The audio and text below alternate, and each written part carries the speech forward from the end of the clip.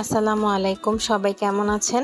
একটি গামলায় কিছু ঢেঁড়স রয়েছে, তারপর অনেকগুলো কাঁচা মরিচ, কিছু বোম্বাই মরিচ রয়েছে।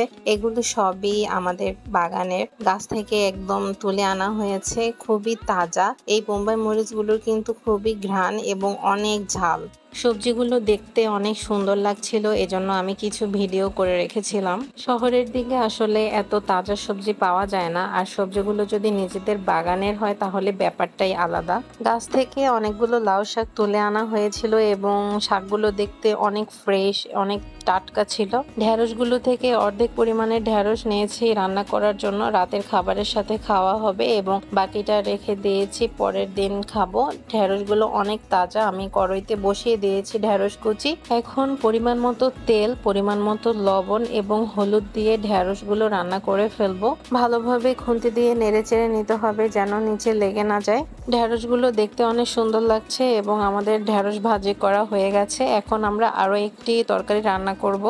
এরপর আমি ফ্রিজ থেকে এক প্যাকেট মুরগির মাংস বের করে রেখেছিলাম, সেই মাংস মশলায় এখন কষিয়ে নিচ্ছি। ভালোভাবে কষিয়ে নিতে হবে।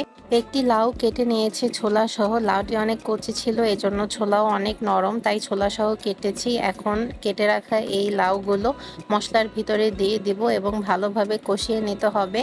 লাউগুলো মুরগির মাংসের মশলার সাথে ভালোভাবে নেড়ে চেড়ে নিচ্ছি যেন সব জায়গায় সব মিশ্রণগুলো ভালোভাবে পৌঁছায়। এরপরে একটি ঢাকনা দিয়ে ঢেকে দিব এবং কিছুক্ষণ পর ঢাকনা তুলে 5 থেকে 6টা কাঁচামরিচ দিয়ে দিব। কাঁচামরিচ দিলে ফ্লেভার অনেক ভালো আসবে।